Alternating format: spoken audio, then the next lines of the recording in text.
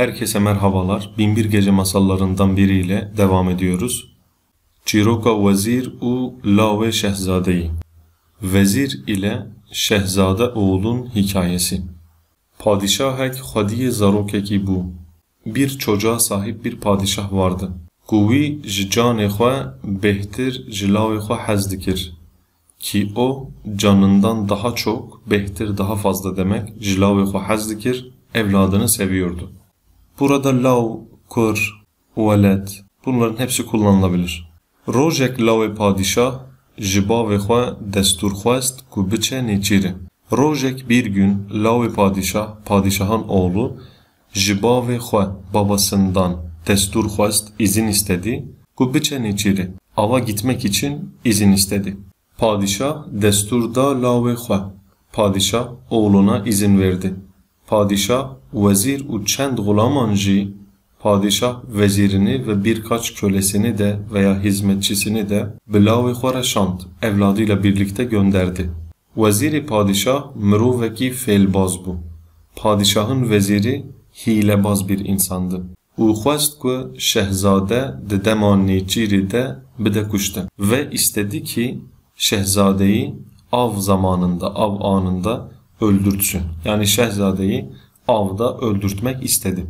Henek divî varîde fikirî. Bunun üzerine bir süre düşündü.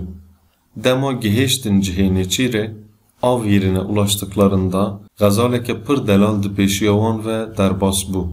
Çok güzel bir ceylan onların önünden geçti. Di wê demê de vezîr ji şehzadeyî re wiha got. O anda vezir şehzadeye şöyle dedi. Li dû gazale here û wê bikuje. Ceylanın ardından git ve onu öldür.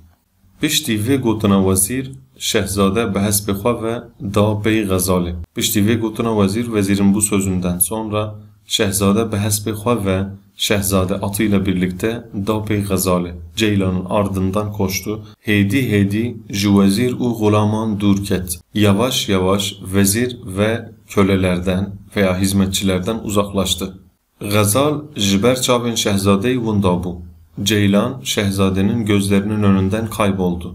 Piştî ku Gazal ji ber çavên şehzade winda bû, Ceylan gözden kaybolduktan sonra şehzade bêhêvî bû û xwest ku vegere cem vezîr û gulaman. Şehzade ümidini kaybetti ve vezir ile hizmetçilerin yanına dönmek istedi. Lêbelê rêya ku tê de hatibû tevlîhev kir. Fakat geldiği yolu karıştırdı. Ne tükes li derdorê wî hebû, ne jî av hebû. Etrafında hiç kimse yoktu, hatta su bile yoktu. Şehzade nizanibû bi kîjan rexîve here. Şehzade bilmiyordu hangi yöne gideceğini bilemiyordu. Serê wî tevlîhev bibû. Aklı karışmıştı. Jinişka ve dengekî bi girîn hat. Birden ağlamaklı bir ses duydu. Bırak deng ve çû. Sesin geldiği yöne doğru gitti. Dît ku keçek bi serî xwe rûniştiye. Gördü ki bir kız tek başına oturmuş. U digiri ve ağlıyor. Henek beş ve çû u hagot. Biraz daha yaklaştı ve şöyle dedi. Gel o ki u çıma digiri. Sen kimsin ve neden ağlıyorsun? Keçe cevapta. Kız cevap verdi. Ez qiza padişahı Hindistanime. Ben Hindistan padişahının kızıyım. Ez li ser hespê xwe sıvar bubum. Ben atıma binmiştim. U hatibû me nêçîrê ve ava gelmiştim. Di dema nêçîrê de min rêya xwe winda kir. Av anında ben yolumu kaybettim. Dema ku ez li rêya xwe vegerê digeriyam, ben dönüş yolumu ararken li ser hespê xwe dixewra çûm. Atımın üzerinde uykuya daldım. Dema ku ez hişyar bûm, uyandığımda min dît ku ez hatime vê dera bêkes û bêdeng. Gördüm ki bu kimsesiz ve ıssız yere gelmişim. Hespê min jî ji destê min filitî û ez li vir bi tenê mam. Atım da elimden kaçtı ve ben burada tek başıma kaldım.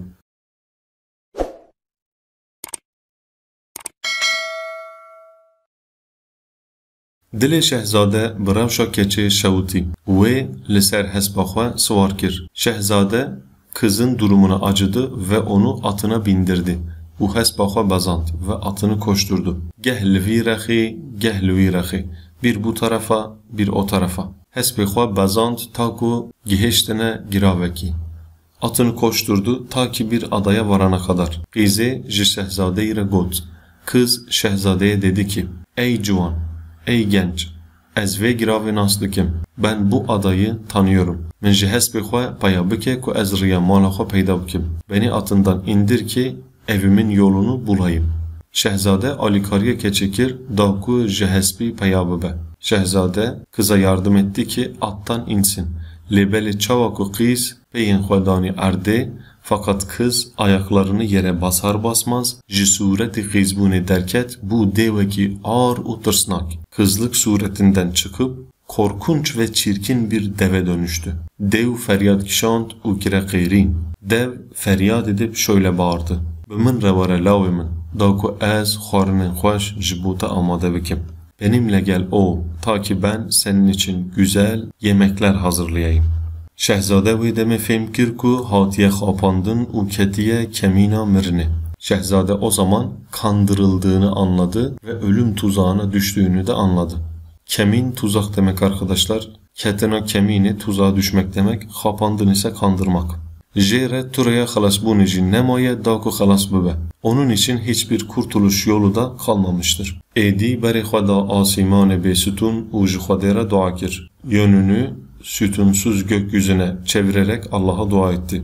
Dev çawa ku navê Xwedê bihîst zarîn kir û şehzade serbest berda û ji wir dûr ket. Dev Allah'ın adını duyar duymaz bağırarak şehzadeyi serbest bırakıp oradan uzaklaştı. Şehzade ji Xwedê re şikir kir û bi lezgînî li hespê xwe swar bû û ji wir dûr ket. Şehzade Allah'a şükrederek bi lezgînî hızlı bir şekilde atına binerek oradan uzaklaştı. Dûrketin uzaklaşmak.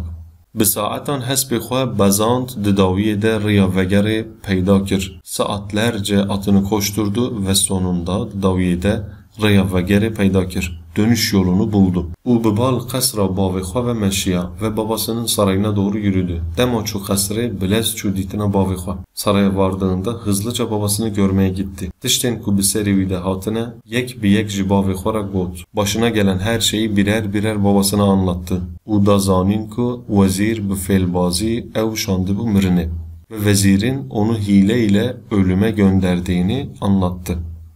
Kıymetli arkadaşlar, bu hikaye tercümemizin de sonuna geldik. Bu Binbir Gece masalları hikaye içerisinde hikaye olduğu için örnek veriyorum. Önümüzdeki iki hikayede daha önce okuduğumuz, tercüme ettiğimiz Meliki Yunan u Hakimi Ruyan hikayesi ile Çiroka Dev u Masigir hikayesinin devamı gelecek arkadaşlar. O yüzden birinci hikayede hikayenin adını vereceğim. İkincisinde B, üçüncüsünde C. Çünkü bu şekilde hikaye içerisinde hikaye anlatıp tekrar asıl hikayeye dönüyor. Asıl hikaye parçalarını B, C, D diye bu şekilde devam ettireceğiz. Eğer seriyi kaçırmazsanız, yani ilk hikayeden devam ederseniz arkadaşlar daha eğlenceli olur. Bir sonraki metin tercümesinde görüşmek üzere. Herkese kolaylıklar diliyorum.